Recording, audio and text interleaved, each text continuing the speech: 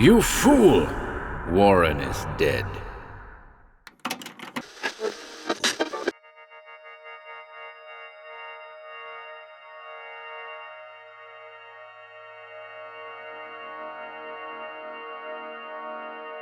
The Time Traveler and Others. 4 Weird Tales by Ralph Milne Farley.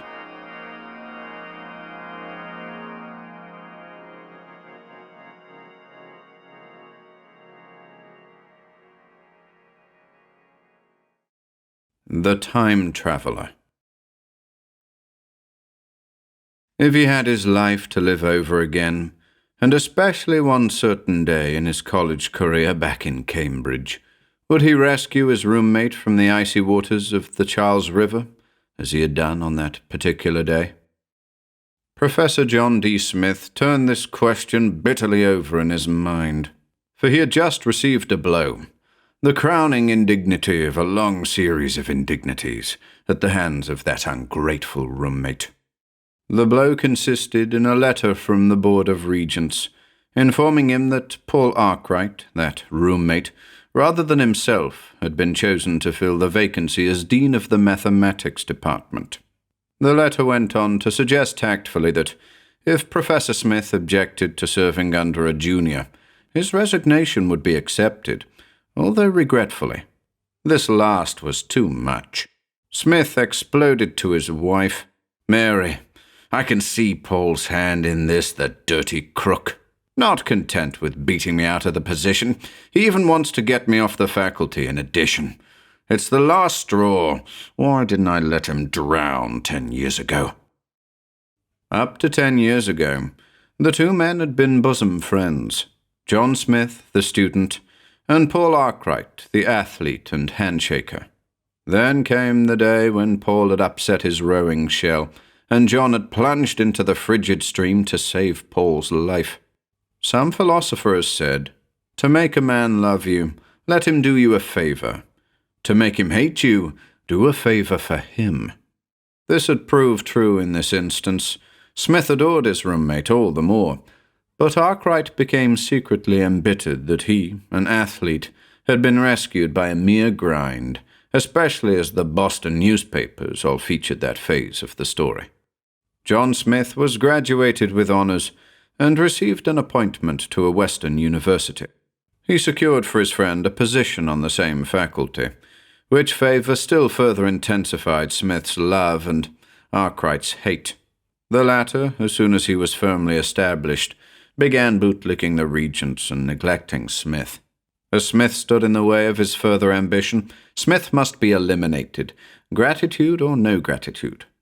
So when Smith published his first big bit of research, Arkwright supplied a footnote pointing out a fundamental flaw. When Smith published his second thesis, his ex-friend called attention to the fact that the theory was old, and hinted that Smith had deliberately plagiarized it. Yet, even so, Smith was merely grieved, rather than resentful. But now came the last straw, and his long-suffering love for his old chum turned to hate.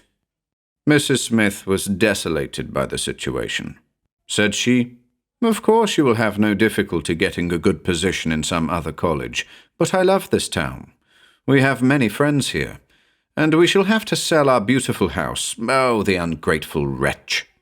He who expects gratitude hath not conferred a favor," quoted Smith, adding bitterly, "but Paul might at least have given me a square deal." That evening, his colleague, Dr. Willis, called to condole with him, and to take his mind off his troubles by staging one of their periodic quarrels about relativity. Assuming a gaiety which he did not feel, Smith recited the following limerick. "There was a young lady named Bright, who could travel much faster than light. She set out one day in a relative way, and arrived on the preceding night." Dr. Willis, horrified at this sacrilege, protested, "If you will persist in refusing to accept the Einstein theory, please use argument, rather than arrant flippancy." "Very well," said Smith. "Here goes for some argument. If, as you say, time is a dimension like length, breadth, and thickness, Why can't we go backward and forward through time, the same as we can in the other 3 directions?" "It's not the fault of time," Willis replied, "but is merely due to our own limitations. God can view all time and space as one complete whole. So who knows but that some human beings, by virtue of the divine spark within them, may occasionally be able to travel backward through time?" "Bosh!" objected Smith. But Willis persisted. "Isn't memory really a sort of travelling backward through time?" "No, it isn't," asserted Smith positively.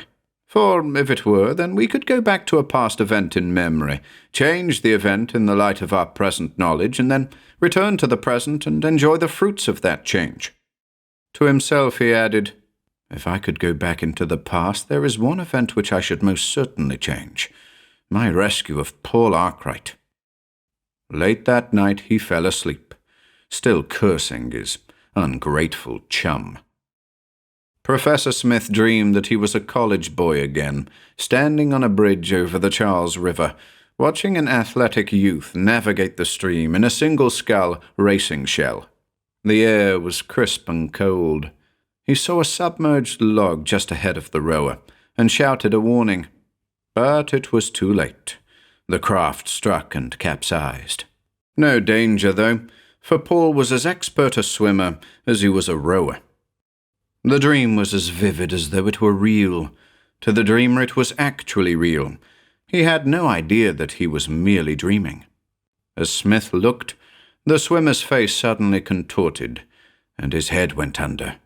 As he came to the surface again, he cried in a strained voice, "Cramps! Help!" "Coming, Paul!" shouted Smith, casting off his coat and leaping onto the parapet of the bridge. But then something stayed him, some premonition, or an Einsteinian memory of the future, who can say which? "Sink, you damned scoundrel!" Smith shouted, and jumping down from the parapet again, he put on his coat and walked briskly away, without even glancing back at the drowning man. Professor Smith awoke in a sweat of horror, for he had dreamed that he had deliberately let his best friend drown. He switched on the light and shuddered. Then he remembered all that this false friend had done to injure him in the years that had followed that drowning, from which he had really rescued the friend, instead of deserting him as in the dream. And with the recollection of all those ungrateful indignities, he sincerely wished that the dream were true, and that the truth had been only a dream. But no such luck, for there on his dresser lay the fateful letter from the Regents, complete proof of his friend's faithlessness. Smith reached for the letter, and opened it, then rubbed his eyes and looked again. For the letter from the Board of Regents took pleasure in informing him of his selection as Dean of Mathematics, the coveted position. This must be some more of the same dream, Smith thought, for this is what would have happened if I had let that beast drown instead of saving his ungrateful hide as I did.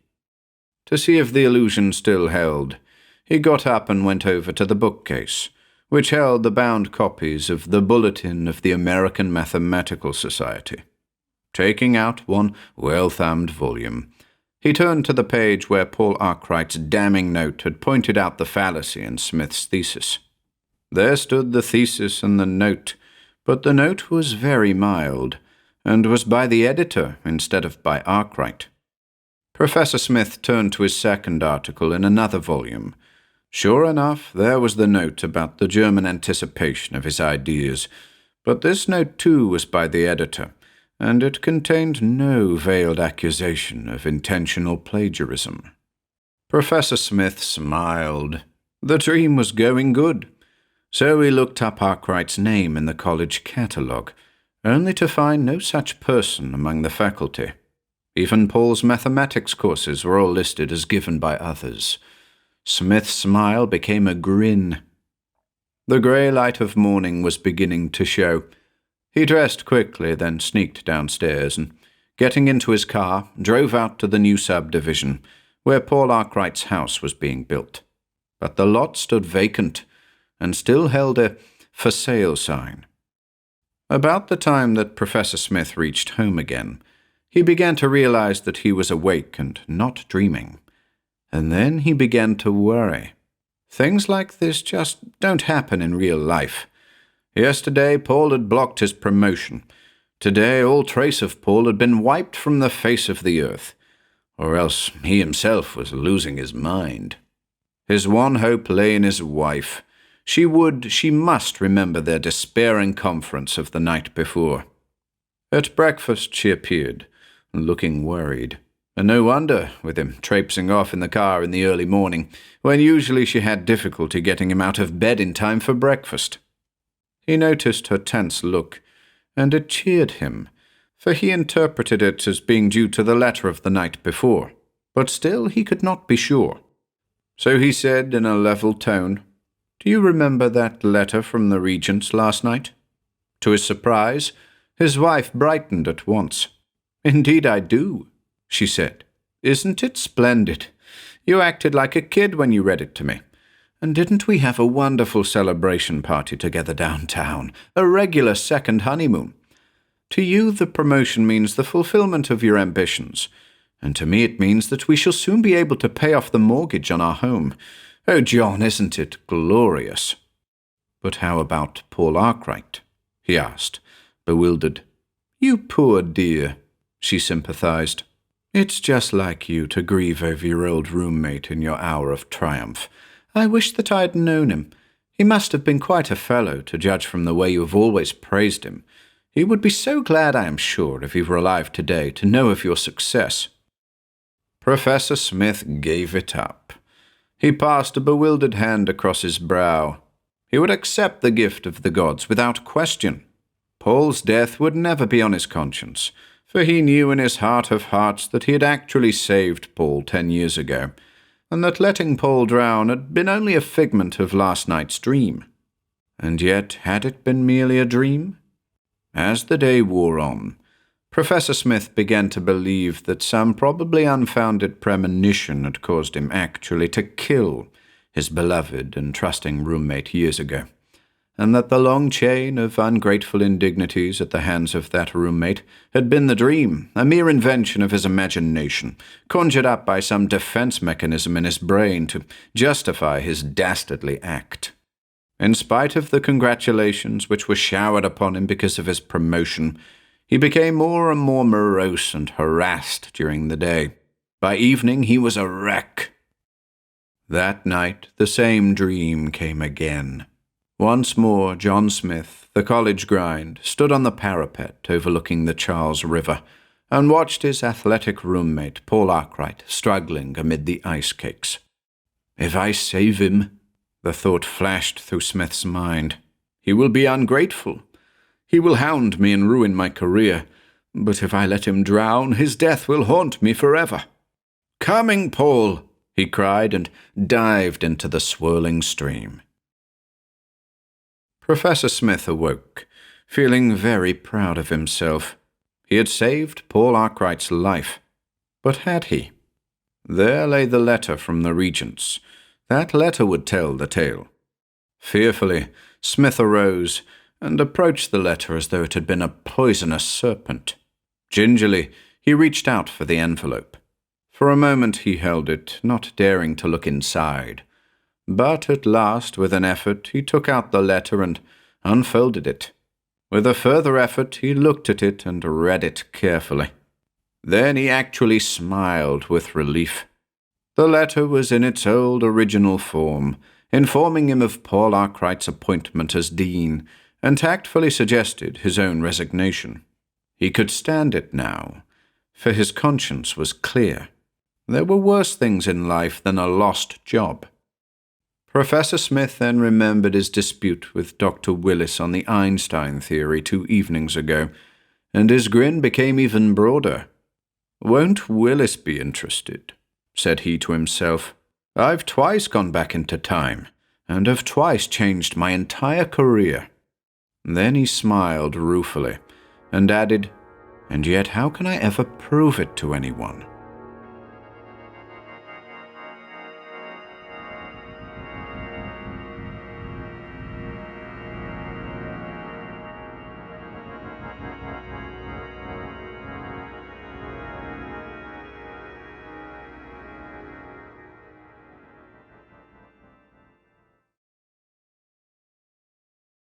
Vallisneria Madness. Seated comfortably on the broad terrace of Professor Gordon's palatial mansion, Tom Spencer stared abstractedly at the red disk of the setting sun, reflected in the turgid waters of the pool in the garden beyond the edge of the terrace, as he listened to his host recount the fascinating story of the love life of the Vallisneria. The cameo face of the white-haired botany professor bore a whimsical expression as he declaimed, "Beneath the black surface of that muddy pool out there, the flowers of a score or so of this rare plant which I brought from tropical Asia pass their entire humdrum life, except for one brief night of moonlit love, not unlike our human existence." Tom Spencer shifted his keen grey eyes to stare at the matted, ribbon-like leaves floating on top of the water, which gave little indication of floral life below. The old professor continued, "As you know from my lectures at Columbia, the Vallisneria is a dioecious plant. On one night of each year, the night of the vernal full moon, the stem of each female flower begins to stretch until its ghostly green and white bloom rises to the surface. Each male flower, too, feels that same impelling urge, an instinct within it that reaches and towers, as James Russell Lowell says. Listen to how Maeterlinck, that great poet and scientist, describes their fatal wooing." He opened a book which lay on his lap, tilted it so that its pages were illumined by the fading sunlight, and read aloud, "The green-coated male flowers rise in turn, full of hope, toward the flowers which already sway above them in the moonlight, awaiting them and summoning them to the magic world which lies beyond their native obscurity. But when half their upward journey is done, they reach the limit that their too short stems can stretch, and are checked abruptly before they can win their way to their indifferent sweethearts, who pridefully refuse to bend to caress them. Filled with yearning, the little heart of each male flower swells and swells until it breaks. In a magnificent effort to achieve his bliss, he tears himself from his stem, and in one incomparable flight rises to perish in love on the surface of the pool. Dying, but free and radiant, he floats for one brief ecstatic moment beside his beloved, then shrivels and floats away, while his mate closes the petals in which he has imprisoned his last breath of life, and shrinks back into the depths, there to ripen the fruit of that fatal union." The sun set as Professor Gordon closed his copy of Maeterlinck.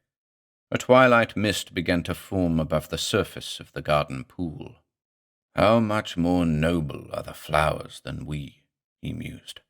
"As Shakespeare says, men have died from time to time, and worms have eaten them, but not for love."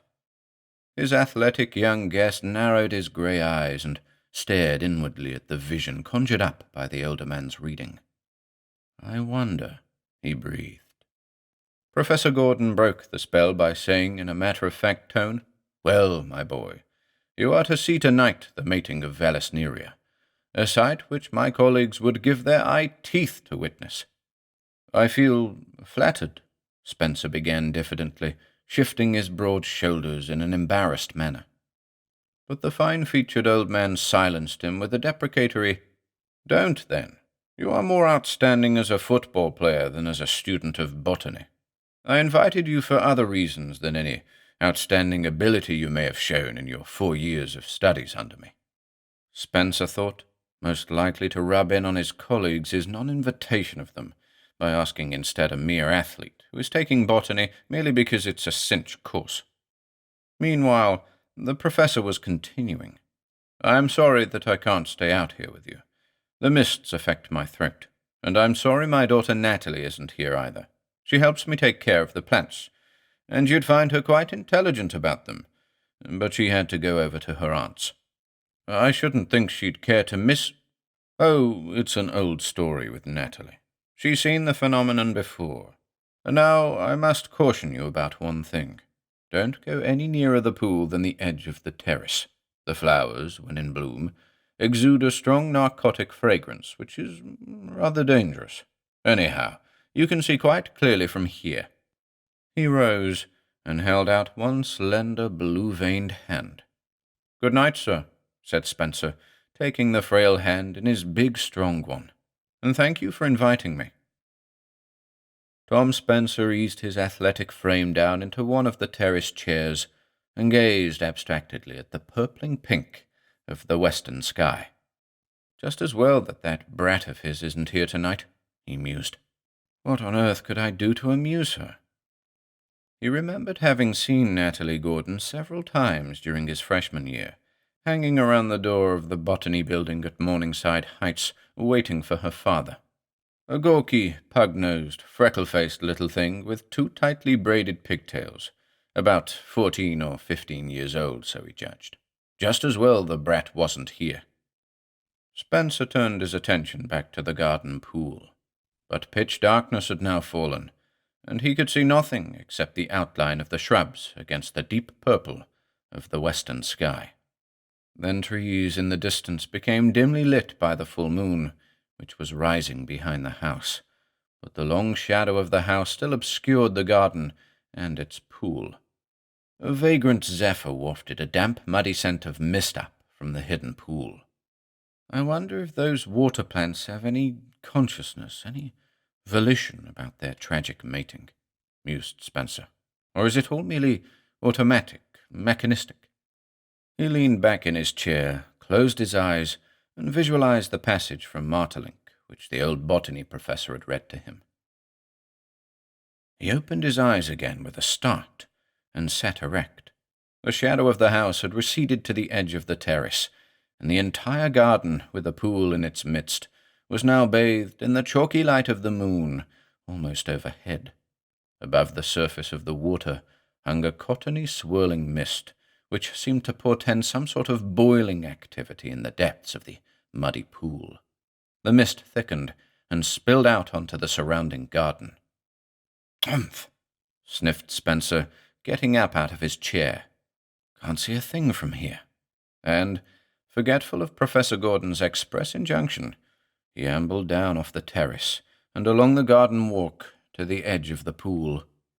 Through gaps in the swirling mist, he could see the matted ribbon-like vegetation floating inertly in the water. Not a sign of a flower. So he swung back to the terrace and slumped down again in his chair. The mist continued to thicken. "I guess there'll be no show tonight," Spencer grumbled disgustedly. Then suddenly he sat erect, thrust his broad shoulders forward, and peered intently through the gathering fog, where dark shapes, human-like shapes, seemed to be moving, brushing the mist away, shedding it, rising above it, and yet still seeming to be a part of it. They stood out at last, clear in the moonlight, majestic women, Valkyries, with proudly held blonde heads and flashing eyes. Filmy, floating, lunar-green robes set off the chalky whiteness of their perfect features. A heady perfume wafted across from the hidden pool. The mist receded until it concealed merely the feet of the beautiful creatures. Where they stood, whether on the surface of the pool or on its banks, Spencer could not tell. Swaying slightly, as though rooted, they undulated their green-swathed arms like seaweed in the tide.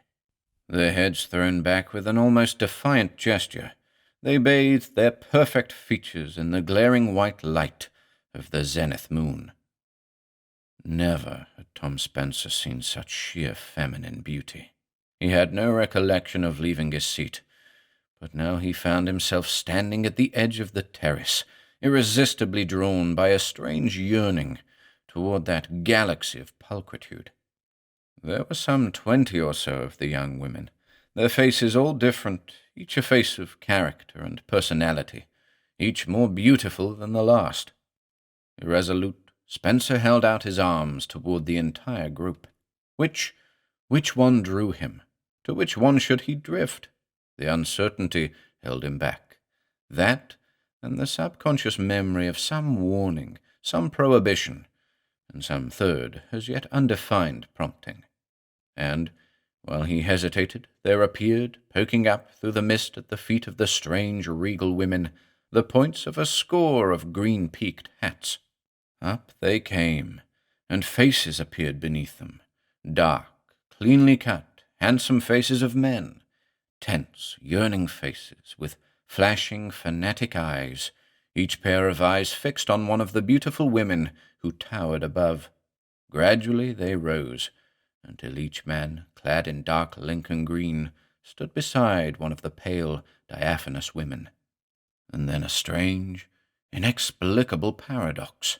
The beautiful women were slender, completely feminine, utterly adorable. The men were well-built, athletic, thoroughly masculine, seemingly tall rather than short, and yet the women towered above them. Tom Spencer's mind flashed incongruously back to the scrapbooks of his childhood days, in which he had frequently pasted figures from pictures taken in different scales, with the result that each figure, properly proportioned by itself, failed to match the others in size. Each of the men now clasped his arms around the waist of his beloved, and stretched, every sinew of his athletic body taut with the effort. Although Spencer could not see their feet for the mist which covered them, he knew that they were standing on tiptoe. An inarticulate sigh went up from all of them. Kiss me, it pleaded. Kiss me, though I die. But the stately women stiffened, and held themselves more aloof, and towered even more inaccessibly, with a beauty so flaming that it hurt. Then their sea-swaying arms floated down until their slim white hands rested on the shoulders of the men.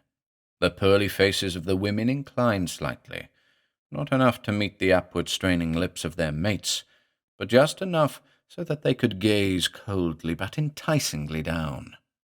A silvery ripple of sound floated through the moonlight. The women were speaking, but what they were saying Spencer could not tell. A strangled flush spread over the faces of the men, as, lifted by the hands of the women, they rose slowly, until white now with a livid whiteness, their lips met in one passionate, soul-searing embrace. Tom Spencer drew in a deep breath, and his fingers clenched, and sprang open with a sudden gesture of horror, as he realized that those male heads, so tightly clinging lip to lip with the beautiful mist women, were bodiless.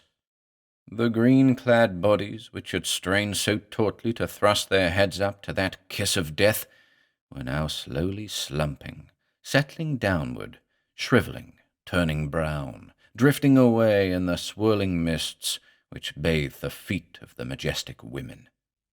The heads themselves had lost their realness. The skin had become wrinkled, leathery, deflated, flabby. The features were scarcely distinguishable.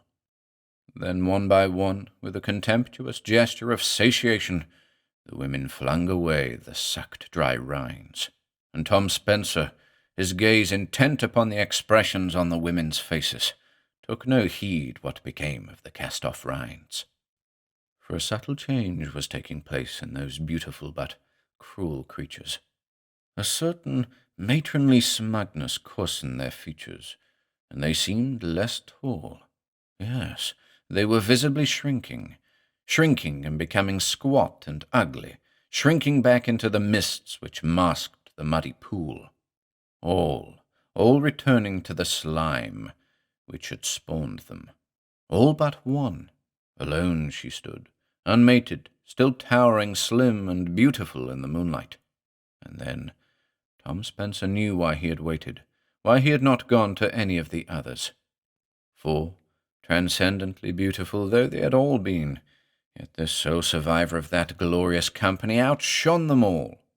Erect she stood, her golden head thrown back, her arms stretched to each side and raised a little, so that the filmy pale green gauze of her gown hung from them like the wings of a lunar moth. Spencer gasped and rose from his chair. Forgotten were the warnings of Professor Gordon, as the young man moved steadily out off the terrace into the misty moonlight. Her lips parted, a smile of welcome overspread her cameo face, and then she spoke, a tinkly, silver, moonlit, rippling voice. "Have you been waiting long for me?" "All my life," breathed Spencer. She laughed, a friendly, silvery laugh. Like a sleepwalker, Spencer continued to plod toward her. 6'1" he was, a gridiron star, and yet this frail, slim wisp of a feminine creature towered inaccessibly above him in the mists of the pool. Spencer reached her. He clasped his arms around her waist and stretched, every sinew of his athletic body taut with effort. He raised his heels from the ground and strained on tiptoe. A sigh breathed upward from his lips. Kiss me, he pleaded. Kiss me, though I die." But she stiffened and held herself more aloof and towered even more inaccessibly, while her beauty flamed out so intensely that it gripped Spencer's heart with a stabbing pain. Then her widespread arms floated down until her slim, cool, white hands rested on Spencer's shoulders. Her cameo-cut face inclined slightly, not enough to meet the upward straining lips of the young man, but merely enough so that she could gaze coldly but enticingly down into his eyes. Like a drowning man, there swept through his mind the visions of heads wrenched from male shoulders, sucked dry and cast aside, male bodies shriveling and drifting away. Well, it was worth it for that one moment of transcendent ecstasy. But at the memory picture of the transformation wrought in the beautiful mist woman by that long, passionate embrace, he shuddered momentarily. However, he would be gone then. He would not be there to see it. Once more he strained to reach his beloved. But the expected strangling wrench on his neck did not come. Instead, the stiff aloofness of the beautiful girl softened. An expression of yielding consecration suffused her lovely face. She leaned, she bent over him, and floated down into his arms. Their lips met and clung. A breeze whipped her moon-green gown about him. Opening his eyes, he saw the mists blown away from the stone bench on which he had been standing by the edge of the garden pool. Now, nestled in his arms, she no longer seemed terrifyingly dominating and aloof, but instead small and sweet and soft, and she did not coarsen and sink back into the slime of the pool. Side by side, they sat down together on the stone bench, his arm about her slender waist, her golden head against his shoulder. For a long time they sat thus in silence. Then, "Tom," she breathed. "You know my name?" he asked in surprise. "Why not?" She laughed a silvery moonlit laugh. Again they sat in silence. At last she pushed softly away from him. "Well, dear," she said, "it is very late, and we really ought to be going in." Into the pool? No, silly, into the house." He turned and seized her by the shoulders and stared fixedly down at her in the moonlight. Then, with a sigh of gladness, he clasped her to him. "You're Natalie Gordon," he breathed. "You're real, and I like you much better that way." "I don't know what on earth you're talking about," said she, "but it's all right with me." She held up her face, and once more his lips closed on hers, this time in a wholly human embrace.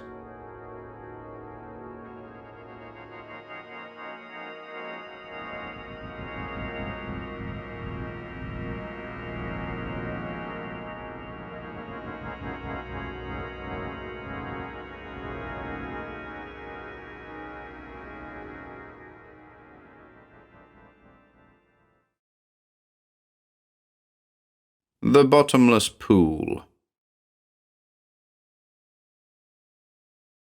1. It would be stupid of me to write this with the intention of saving my life. Of course, I shall be threatened with a murder charge, but they shall never be able to produce the body. Consequently, they must eventually set me free. But there is a possibility that I may be held for a sanity hearing. For that reason, I must pen this account and attach it to the other papers. It may serve to convince the officials at the investigation, and those officials must be convinced. They must be convinced, because there is a deed which they must do. It is imperative that they heed my plea and board up the bottomless pool in the swamp beyond Pritchard's woods. They must board up the pool and drain the bogland, fence it off if they cannot destroy it.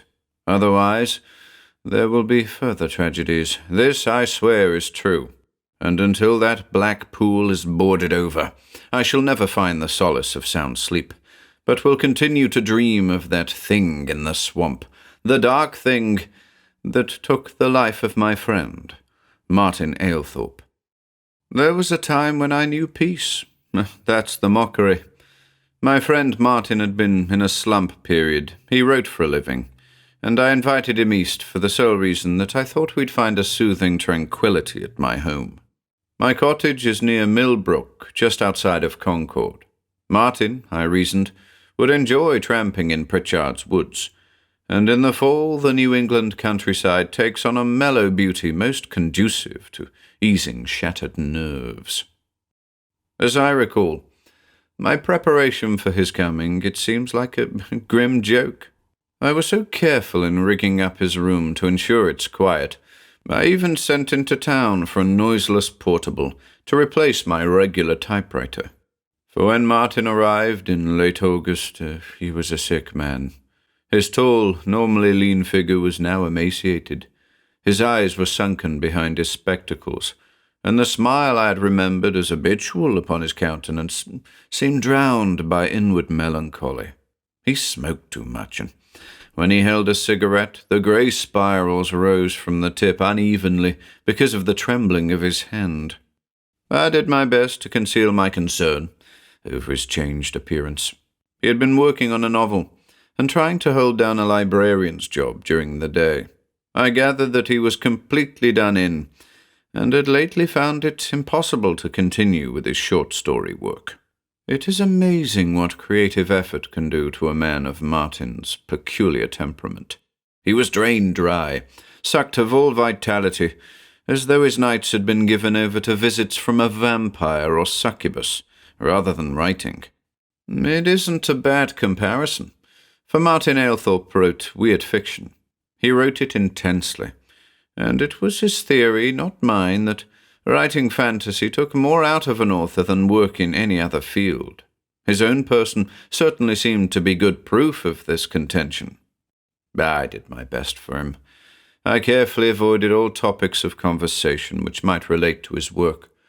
I did not show him any of my recent stuff. I locked away all my reference books and magazines, and I did not allow him to speak of his book. I coaxed him into resting, argued and bullied him with the notion of getting outdoor exercise, interspersed with plenty of sleep. After a week or so, I gradually augmented the menu at mealtime and encouraged him to eat. It worked. By the time September had passed, he had regained his normal attitude, and his health was once more back to par. Incidentally, I myself had gained 6 pounds. Soon I proposed a series of daily hikes in and about the local woods. Martin took to the idea, and for the first time I learned that, as a boy, he had often spent the summer with relatives in Concord. He seemed eager, as his health improved, to revisit familiar landmarks. Although I had been at my cottage for over a year, I was amazed at the unsuspected secrets of the countryside he uncovered. Soon he was acting as my guide, and I played the meekly following visitor to local shrines. As his physical well-being increased, his normal interests were correspondingly rearoused.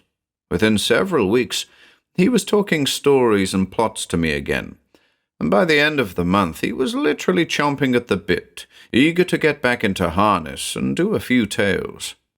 Although I held out as long as I could, he insisted that he be allowed the use of my typewriter, and our daily jaunts were now filled with his talk of proposed work and plans for stories. And then our hikes and his interest converged disastrously. One morning after breakfast, he came into my room and yanked me out of my chair. "Come on," he urged. "The sun's high, and we're going for a little exploring jaunt." "Where to?" I asked. Haven't we covered all the local show places yet?" "This is no show place," he replied, smiling. "It's a secret. I'll wager there's a spot you've never seen, and only a mile away from here, too." "I doubt that," I said. "What kind of place is it?" Martin assumed a look of melodramatic grimness. "It's called the Bottomless Pool," he whispered. "What's the gag?" "I'm serious. It's in the swamp south of Pritchard's Woods. I remember my gang explored it during one of the summers I stayed here as a kid. It's a strange place. George Graves warned us to stay away from it when we told him we'd been there. He was the only grown-up we ever spoke to about it, and it was he who called the place the Bottomless Pool.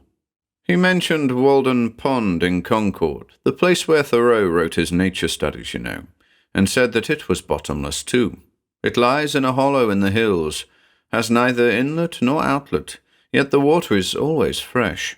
Springs and a subterranean river caused that, no doubt. The glacier created some strange freaks hereabouts. But he said that government engineers once came to Walden to take soundings, and there were spots in that pond that were deeper than their longest sounding wires. That's what he meant by a bottomless pool, and he said that the one in Pritchard's Woods was similar. Well, his warning just whetted our interest in the spot, you see. Kids are like that, I guess. We got together all the fish line the gang could lay their hands on and tied it all together with a lead weight on one end. Then we lowered it down into that sluggish black pool in the swamp. We never struck bottom. Well, that sort of scared us. It's a creepy place, and we took the warning more seriously. I never have gone back. That was my last summer at Concord, and I gradually lost track of the boys. But I did hear something in a letter once about Sam Dewey disappearing in the swamp the following year. Sam was the lad who suggested we take soundings. Of course, I don't think his disappearance had anything to do with his interest in the bottomless pool, although it might have at that. He was foolhardy, and George Graves, when warning us, hinted something about people who had fallen in. I listened to all this with a sort of tepid interest, but Martin seemed genuinely enthusiastic. "Let's go take a look at the place," he urged. "It's really a weird spot, and I've got a hunch there's a story there somewhere." I rose and obediently put on my boots. In my own solitary wanderings, I had avoided the mucky, wooded depths of the old swamp, and it was only to humor my guest that I acceded to his request. We struck out to the south, and soon reached the swamp edge. The swamp was awful. The limbs of dead trees interred the sunlight, and only the wan ghosts of its beams haunted the murky avenues of the morass. Rotten logs and slimy creepers covered a slough of quicksand and bog, through which I floundered at Martin's heels. The instincts of boyhood guided him aright, so that he avoided the grey, bubbling patches of deeper ooze. He remarked over this, voicing his amazement that, after all these years, the place seemed to be unchanged. At first, it was the physical difficulties we encountered which impressed me. Gradually, however, as we waded deeper into the dark swamp, I became more aware of other, less tangible things. The place looked like death and smelled of death's rottenness and decay. Moss and fungoid growths clung to the grey tree trunks. Bloated toadstools reared pulpy death's heads on fat, stemmed necks rising from the ooze. The bubbling of the swamp juices beneath our boots was a silent kind of sound, or rather a noise that seemed to intensify the silence, and at the same time to be a part of it. There was no wind in the hanging branches, and we saw neither bird nor animal in these depths. Still, there had been life here once, for we soon struck a rickety old fence which wound in a seemingly haphazard manner through the lower swamp. Martin, beckoning to me, turned and followed the meandering wooden outlines until he came to the willow tree that bent over the ground before it. And there, in the deep dark shade of the ancient boughs, lay the bottomless pool. It was small, barely 6 feet across, and black, Jet black water, motionless. The pool was like a large, unblinking eye, with an odious green scum filming its pupil. That's a highly fantastic comparison, but something about the pool's appearance inspired such thoughts in me. It was strange and somehow unnatural. It wasn't right for this small pool to be here in the swamp, and certainly the thing looked as evil as any natural formation I've ever seen.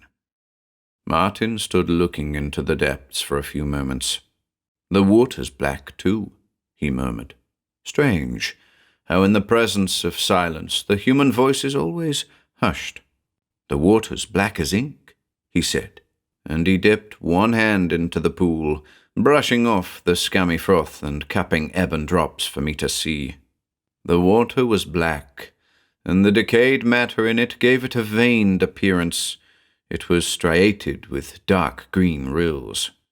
"Place eerie enough for you?" asked Martin. I nodded. "Scared us when we were kids," he observed, "and I wouldn't be too sure of my reactions now, but what a setting for a story." Perhaps. I'd been staring into the silent water, and now I wondered what was generating the impulse in me to turn and run away. Were my own nerves bad? I hastily averted my gaze. "Look!" Martin shouted. He really spoke in a normal tone of voice, but in contrast to our previous hushed murmurs, it was a shout. "Look at the lizard!" he exclaimed.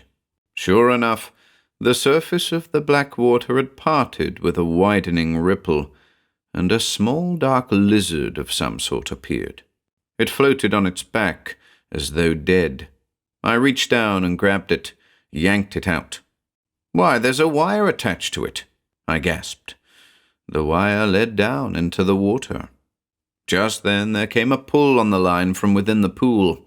It yanked the little dead reptile right out of my hands, but something attached to it caught in my coat, cut right through it, and dug painfully into my side. A hook. "I'm caught!" I cried, as I stepped toward the pool to ease the pain of the barb in my side. But now the wire line had tightened, was drawing me in short jerks toward the brink of the black pool. I grabbed the line with both hands, braced my feet at the very edge, and leaned backward. But the sod on which I was standing crumbled, and I slid feet foremost into the Stygian water. "Help!" I cried. Martin leaped forward and grabbed me. With a tremendous tug, he hurled me back on the bank. Water coursed down my body, and warm blood scalded the deep wound in my side. I felt faint. Martin swore softly as he daubed iodine on the cut beneath my shirt, and I swore loudly at the pain. Neither of us were ready to comment, but suddenly Martin turned his head and darted again to the edge of the pool. He pointed, speechless. Another lizard, larger than the first, now rose to the surface of the pool. It bobbed and seemed to beckon. Martin scowled deeply, pointed to my hook-gashed side, and growled out a single word. "Bait!" "Bait? What bait? The lizard?" I snorted disgustedly. But all the way home we marveled at the incident. We argued as I changed into dry garments, debated as I bandaged my side, mused during luncheon, and speculated wildly all the long afternoon. Martin, ever the imaginative, had a dozen fantastic theories. Who fished at the depths of the bottomless pool? And with hooks, something lived in the pool, maybe some things. The some things fished for men. As a boy, hadn't George Graves hinted about disappearances? And hadn't Sam Dewey vanished near the swamp? Something in the pool set traps for men, putting lizards on hooks and using a wire line. The bottomless pool led to inner earth, and there was life below. Thus Martin expressed himself, half seriously. To which I offered the obvious replies. The hook and line had been used by some fishermen. It had fallen into the water. Perhaps the lizard had been accidentally impaled upon the hook, risen to the surface as it died, and brought the line up. I grabbed it, got hooked, and a snag, entangling the line's end under water, had pulled me into the pool. "But what about the second lizard we saw?" Martin insinuated gently. I was silent. Martin was grave for a moment, before continuing. "I remember as a boy fishing for pickerel up Assabet. The boat rocked. I was only about 9 at the time, but I was a smart fisherman. I hooked a big pickerel that day, and the pickerel hooked me." I gave him an uncomprehending glance. "How?" I asked. "Line got wrapped around my foot, and the fish pulled me out of the boat." He laughed. Then, in graver tones, he went on. "If I were a fish and I wanted to catch a fisherman, I'd tangle him up in a line. Take the bottomless pool, for example. If I meant to capture whoever or whatever is fishing for me from below, I'd grab that lizard bait and allow it to drag me in toward the pool. Then I'd pull up more line and attach the wire to a windlass rope, and then I'd let go of the hook. The sudden release might precipitate the fisherman below overboard into the water and tangle him up. Then, by quickly winding in the windlass, I'd haul the fellow up to the surface." "But that's absurd," I began. "There's no fisherman in the bottomless pool. There can't be. And besides, how does your hooked side feel this evening?" interjected Martin sarcastically. "Oh, let's forget it," I grumbled. But I didn't forget. I dreamed that night, and Martin did not forget either. He spent the midnight hours at the typewriter, taking notes for a story. Neither of us, however, spoke again of the bottomless pool. 2. The next day I awoke with a slight fever. The wound in my side was a little inflamed, and I lay abed, bathing it with hot cloths to reduce the swelling. Martin, after assuring himself that I was not utterly helpless, announced that he was going for a walk. "I'd like to interview a few old-timers around here about that place," he told me. "There should be myths." I forget what remark I made, but I know that I tried to laugh him out of his interest. Secretly, I was very much disturbed. My dreams had not been pleasant, and the bottomless pool had figured rather too prominently in them. For a moment I had the wild notion that Martin was going off to try out his fishing theory. He seemed almost unnaturally interested. A person of his temperament can be greatly influenced by imaginative concepts. He left on his purported mission of investigation, and I spent a long day in dozing and dreaming. It was late afternoon when he returned, greeted me brusquely, and went into the other room. In a few moments I heard the vibration of the noiseless typewriter. Rising, I got supper together. We ate but little. Fever had banished my own appetite, and excitement seemed to grip Martin so that food could not interest him. Almost as soon as he sat down, he launched into a long babble of gossip he had picked up during the day. Old Bert Pickens down near the causeway had known Martin's parents. He had filled my friend up with old colonial tales and even some Indian lore he'd heard as a boy back in the 70s. There were stories about the swamp south of the woods, specific cases of disappearances dating way back as far as community memory went. Visiting Granny Mercer's cottage later in the day, Martin had persuaded the always garrulous old woman to recount her own family history. It was a point of pride with the crone that her pure blood had at one time produced a martyr during the Salem witchcraft hysteria, and she warned Martin most gravely about the old pool. It was from her that he picked up his tale of the Indian rites in the swamp, where the brave sometimes offered up sacrifices to the pit god they believed dwelt in the pool, casting bodies into the orifice.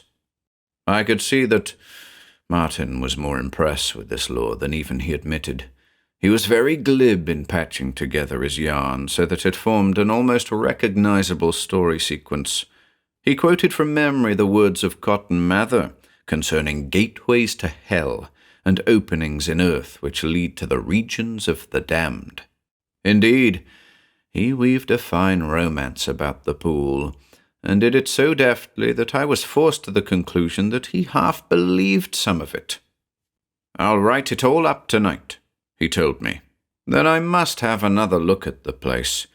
You know, there's something fascinating about all this. It's a real mystery. Wouldn't it be remarkable if there is some truth about my theories concerning the fishing? After all, those lizards don't manufacture hook and wire, and some of these old wives' tales are very definite." I made no comment. I went to bed early, leaving Martin to type away in the next room as he had planned. My sleep was troubled, and it must have been about midnight when I woke in a cold sweat and stumbled into the kitchen for water. I passed through Martin's room and noticed with a start that his bed was empty. Fever left me. I knew with an inexplicable dread that Martin had gone, and I knew too where he had gone. My first thought was that I had overestimated his recovery. He might still be mentally ill. The pool in the swamp had exercised a morbid fascination on his mind. Poor judgment might have led him to see the thing by moonlight, for the sake of capturing story atmosphere. I went back to bed, but I did not sleep. I kept waiting for him to return. The night was long. I trembled with fever and with secret fear. It was not a good thing to wander alone in the swamp by night. Quicksand and fog, to say nothing of the possibilities of running into some prowler, made the stunt dangerous. But after an hour had passed, I found that it was not this spectacle of actual, apparent dangers which disturbed me. I began to think only of the pool itself and of the bait upon its black surface. Then it was that unreasoning panic gripped me. I rose and bundled up, tugged on my boots. I snatched up my belt flashlight and ran out. I swear I had no sense of time passing on my nocturnal trek in the woods. It seemed only a fever-filled instant before I was already wading into that black jungle fringing the swamp. Only a mist-wrapped moment before I darted from hummock to hummock in the rising fog, calling Martin's name. Only the frogs croaked an answer. Then I was following the fence rail, and finally grasped the willow trunk as I stared down at the bank of the pool, the bank of wet mud in which were implanted the fresh bootprints of human feet. They faced one way only, toward the pool, and as they neared the edge they slurred into a sort of sliding, scooped-out impression, as though the wearer had been dragged into the black, silent water from which the tiny bubbles now arose, slowly. I screamed and ran back into the night. Fever held me the next day, but I was glad, for it kept me from thinking too much, thinking about what had happened and also about what I planned to do. I didn't consider the possibility of suicide, not when I read the typed notes Martin had written the night before. The whole story of his belief lay there, and there were incredible hints of what he expected to bring forth from the pool depths.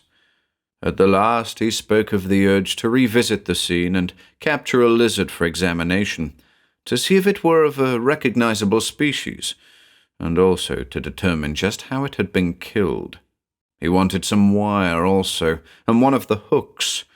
Then he would go ahead and try his plan. For he quite definitely had intended to use the windlass trick. I learned that before the morning was over. The delivery truck brought the order from the city. I went sick as I signed Martin's name for the shipment. I had a sudden vision of him on the night before, standing by the pool as he waited for the appearance of the bait, then stooping to remove the reptile and being caught, dragged. No, it was not suicide. It was murder. But by what means? Through burning delirium came the answer. Pictures conjured up from Indian legends and witchcraft whisperings. A dweller beneath the waters, fishing for humankind and snaring the curious. a fissure in the earth's crust leading to some hellish subterranean cavern, and Martin going down, down into the inky waters on the end of a hook to be seized by what? I would find out. The windlass and Martin's scheme. He would be avenged with his own plan, his own instrument. I must have been a little mad. I talked and laughed to myself a great deal as the day sped. I gathered the equipment together at dusk and started for the swamp. An unhealthy night fog was already rising when I left Pritchard's woods, but though fever coursed through my veins, I plodded on. I walked through nightmare. The unseen frogs croaked a dismal litany as I stumbled through the bog. Tapers of fog rose dimly on all sides, and smoky mist hung about my head. I floundered through the grey darkness, lugging the windlass. Often I sank ankle-deep into puddles of bubbling slime. All about me in the night was rottenness and decay and death, and I recall thinking that this putrescent swamp was but a frame, a background, a setting for the black jewel of the bottomless pit.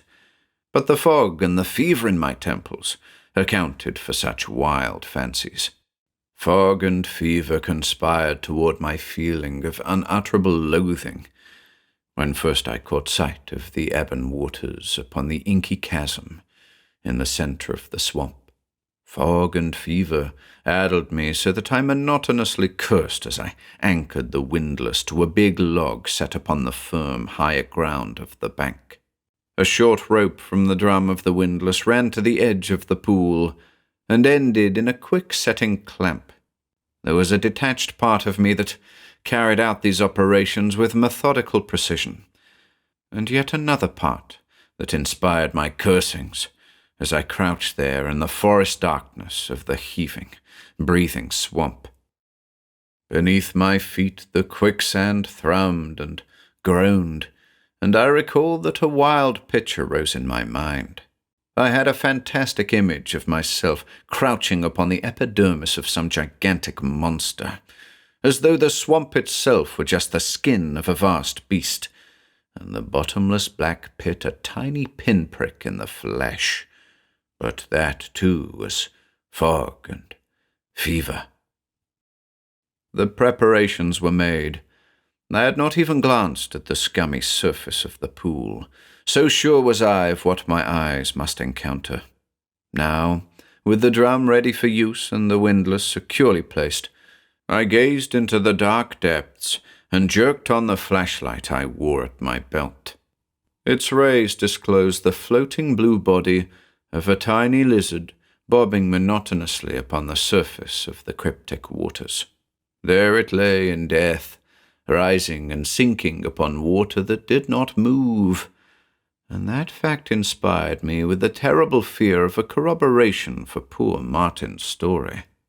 I stared at the creature, fighting the fog and fever that created grey mist upon my brain, until the only thought distinguishable was a panic impulse to flee the spot. I rocked on my heels when I wished to run screaming back across the bog to a spot where nature is sane and friendly.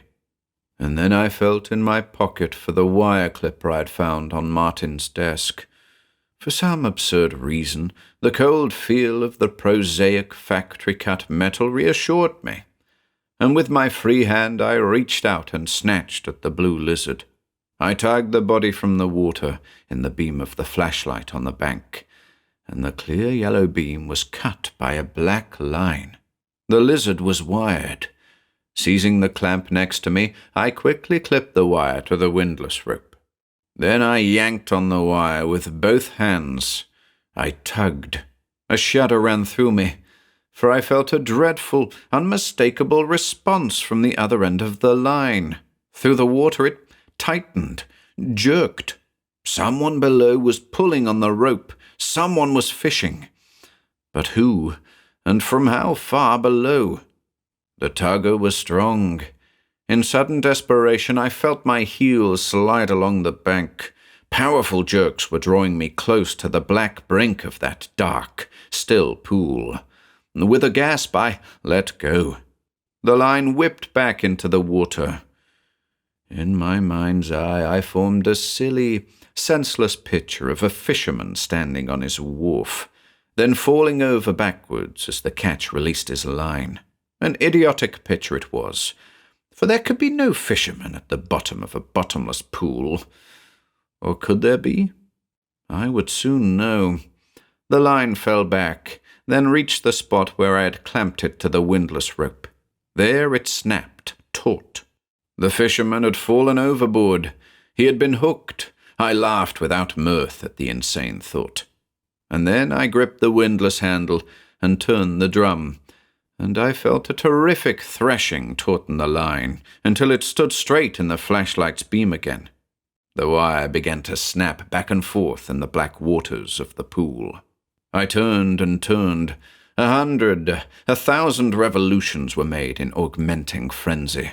For now I desperately realized that each crank was bringing me closer and closer to the secret of the bottomless pool. Suddenly, the winch jammed. I stared in dismay, then saw that the drum was full. Then I leapt in front of the windlass and grabbed the remaining wire in my hands.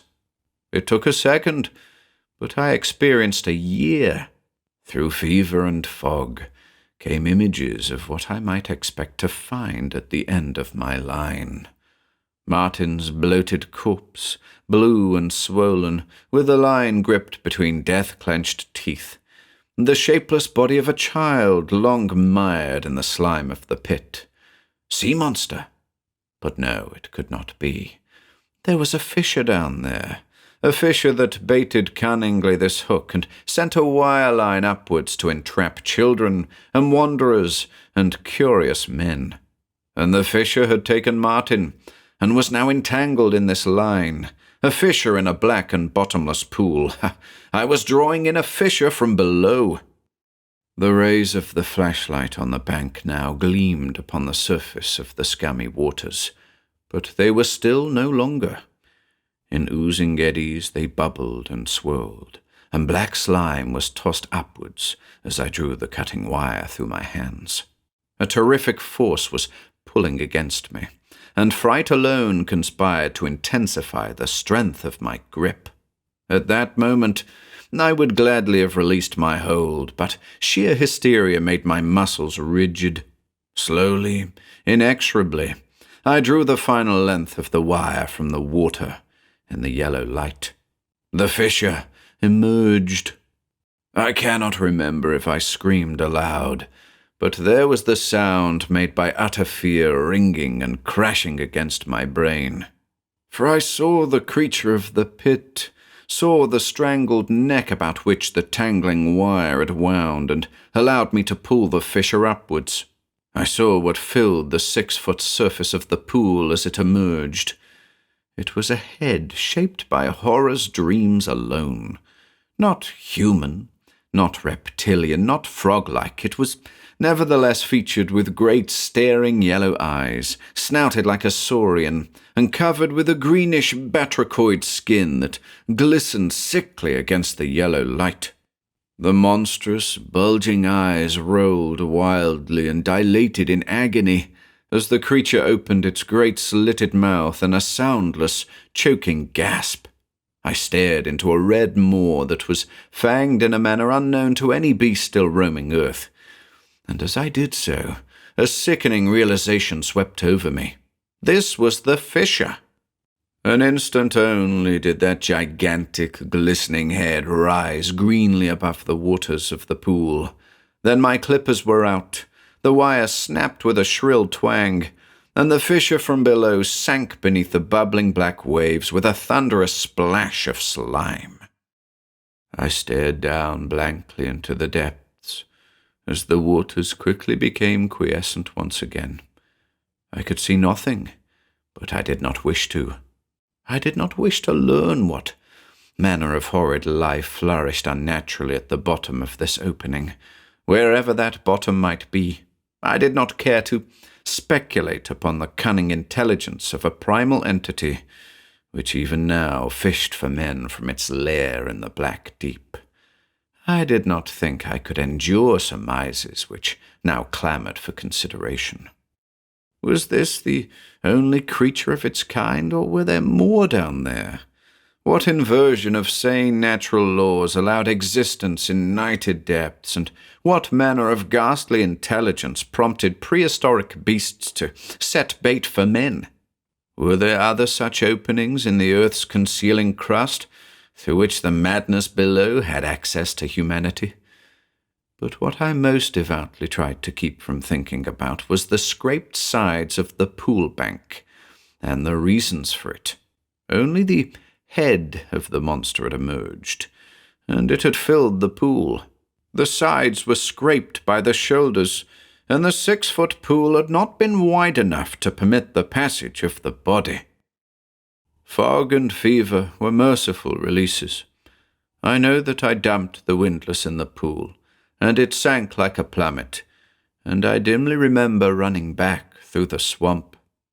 I was ill the next few days, and then the police came, and I told them what I dared. They have seen the pool, but they have said nothing of their opinion to me. I told them more today, and will tell them all I know soon, not to preserve my freedom, but because now I want the spot boarded up. It must be, lest others see the bait. It must be boarded up, for it cannot be filled up. I shall tell them soon, or let them read this. They can think me demented if they like, but I trust they believe enough to act, and act promptly. Perhaps if even then they do not believe, I may show them the hook I have, the hook from the wire in the pool which I cut off. I hate to reveal it to them, for I detest the very memory of the thing myself. It is made of some golden metal, harder than pure gold.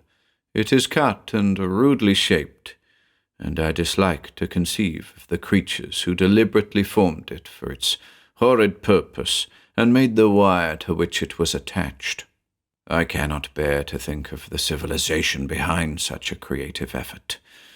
And worst of all is the memory of those designs in the metal. Those designs, created by what primal artist?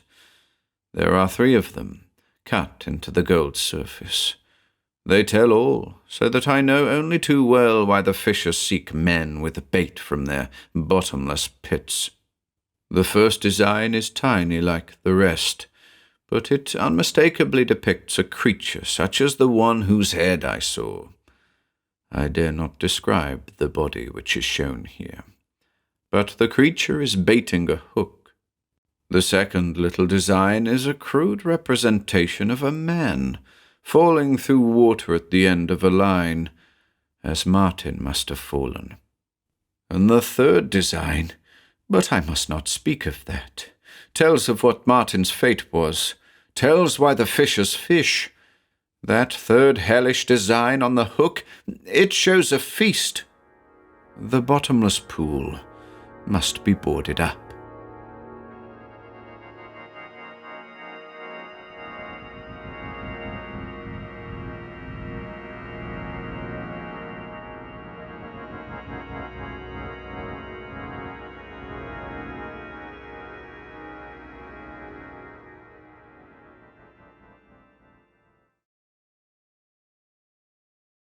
Abductor Minimi digit.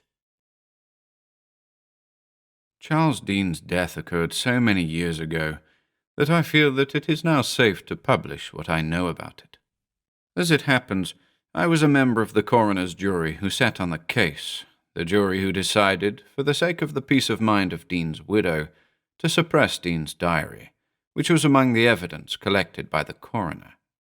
That diary has remained in my possession ever since, and now that Mrs. Dean has died too, I feel that there can be no harm in giving certain extracts from it to the public. All matters of an intimate or personal nature will be omitted. In fact, everything except that which throws some light on the causes of Charles Dean's death. The diary follows. September 3rd. To Dr. Foster today, for him to look at my sore throat. While waiting my turn in the ante-room, I studied an anatomical chart on the wall. Such charts always fascinate me. It was one of those coloured charts which show the way a person would look if his skin could be painlessly removed. All sorts of funny names tacked onto parts of the body, parts which I never suspected existed. The longest and most high-sounding names tacked onto the smallest and least important parts. For example, a tiny muscle and tendon running along the outside edge of the foot was called Abductor Minimi digit. Fancy that. Dr. Foster happened to step out into the ante-room and saw me looking at the chart. "Interested?" he asked, with an amused smile on his lips. "Yes," I replied. Then, "Say, Doc, what's that funny little muscle with the long name?" "The abductor minimi digit. There should be an I on the end of it, but it's usually abbreviated the way it's given on the chart. Translate its name into English and you have the puller away of the littlest digit. A more modern name for it is abductor digiti quinti, meaning the puller away of the fifth digit. It's to move the little toe out sidewise from the others." "But nobody can do that," I laughed, trying to do it inside my shoe. "Some can and some can't," said he, "but the muscle is there in all of us." Then he led me into his office and looked at my throat, which is what I had come for. September 4th. Last night, as I was undressing to go to bed, I got to wondering about that little thread of red muscle which is supposed to lie along the outside edge of my foot. Abductor minimi digit, it is called. I tried to wiggle my little toe with it, but the toe never budged. I might just as well have tried to wiggle one of the handles on one of the bureau drawers by just looking at it. My toe seemed strangely not a part of me, like the drawer handles. Got to thinking about that alleged toe muscle. Made up my mind to try it for a few minutes every evening. Try to wiggle that blamed toe. September 5th. Last night, I tried to wiggle my little toe. My right little toe, to be more specific. I watched that toe, fascinated. Put every bit of my willpower into the effort to move it. Made passes at it with my hands as though to hypnotize it. But it stared back at me and stubbornly refused to move. September 20th. Every night for over 2 weeks I've practiced on that abductor minimi digit muscle, but still my toe refuses to move. However, I believe that I'm gaining on it, for the toe now feels as though it were coming under my control. I can sense some psychic connection between that toe and my nerve system. I can sense the little thread of red muscle, and I can almost make that toe respond to my will. September 21st.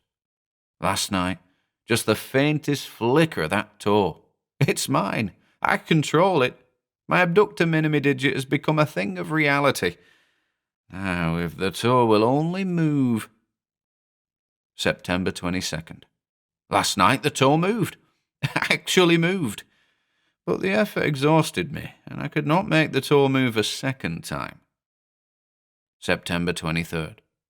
Last night the toe moved again, several times. This is a silly pursuit of mine, giving so much time and attention to the development of a perfectly useless muscle, a muscle which has atrophied through long generations of disuse. And yet there is considerable of a thrill to feel that you have control over something which formerly was hardly a part of you. No one who hasn't tried it can ever realize what a satisfaction there is to add in a new muscle to one's repertory. It's like reaching out and annexing something which formerly was not a part of one. October 1st. The toe exercises have progressed. My right abductor minimi digit is developing, strengthening. I can now move my little toe smartly away from the others at will, just as easily as I can spread apart the fingers of either hand. Last night, after putting my right little toe through his paces, I tried it on my left, but he never budged. I wonder if I have any abductor minimi digit in my left foot. My left little toe seems not to be a part of me. I must reach out and annex some more of the universe. October 15th. Last night, I was able to move my left little toe. This is a most intriguing game. October 20th. This evening, I am seated in my study. I've taken off both shoes and have been putting my 2 trained toes through their paces. They both function perfectly. Both are under complete control. And no, like Alexander, I'm looking for new worlds to conquer. But unfortunately, I don't know the names of any more freak muscles. I must go down to Dr. Foster's tomorrow and look up some more names on his anatomical chart. No, I have a better idea. It's suddenly come to me. The paperweight there on the desk. I'll try and move it. True, it's not a part of me, like my toes. And yet, less than 2 months ago, my toes seemed just as far from being a part of me, just as remote from any possibility of control by my will as that paperweight does now. Why not look hard at that paperweight and force it to move by the sheer power of my will? Absurd? Of course it's absurd. But it seemed equally absurd with respect to my toes, and yet I finally made them move. So I shall try it with the paperweight. October 21st. It is evening again. I'm in my study. I can wiggle my toes, but not the paperweight. But at least I can try. I shall concentrate my will on the paperweight and see what happens. October 26th. For a week, every evening I have tried to move that paperweight by just looking at it and straining my willpower toward it. Yet still it sits motionless upon the desk. However, I believe that I'm gaining on it, for I can almost feel the paperweight coming under my control. I can sense some psychic connection between that paperweight and my nerve system, though there is no little thread of red muscle, no abductor minimi digit here. October 27th. I can almost make that paperweight respond to my will. I'm elated. October 28th. Aha! Just now I saw just the faintest flicker of that paperweight. Or did I imagine it? Perhaps it was merely the reflection of the firelight. I tried again, but nothing happened. October 29th. I could hardly wait for evening to come. Now it is here, and I am alone in the study with my toes and that paperweight. That accursed paperweight! The paperweight seems to be becoming a part of me. Or perhaps I'm becoming a part of it.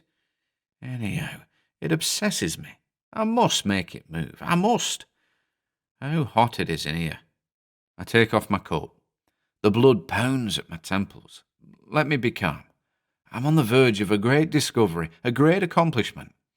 And such an occasion demands calmness. Careful now. Let me put all my calm, sane effort into moving that paperweight. I pause, exhausted, but I think it did move, just the slightest shudder. I must rest and try again. Now I am calm, calmer than ever before in my whole life. And with that calmness there comes a realization of what I am trying to do. If my willpower can move that paperweight, the accomplishment will represent the beginning of the triumph of mind over matter. To what heights of destiny may I not then aspire? Thoroughly rested now I am. I stir across the desk at that paperweight. Once it obsessed me, but now I'm its master. All that I have to do is stretch out my will, and it will move for me. I am sure of this. I can take my time now and set down these thoughts on the eve of my great triumph, for I know that I can move that paperweight whenever I wish. My personality seems to stand aloof and look down on the whole scene. Charles Dean, Esquire, sitting at his desk, calm, serene, supreme, the first man in the world to be able to move an inanimate object by mere willpower without touching it. And yet, in that aloof spectatorship, I cannot help realizing that such things are not done, that they are contrary to the natural order which God has ordained. I'm afraid, but it is too late to stop now. Oh, the fascinating horror of being able to move that paperweight. Enough of this scribbling.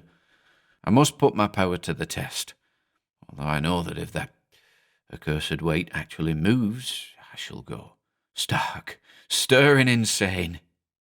Well, here goes. These were the last words of Charles Dean's diary. He was found dead at his desk, a look of horror on his face, his pen and diary lying in front of him, and one hand reached forward and grasping a heavy, carved paperweight.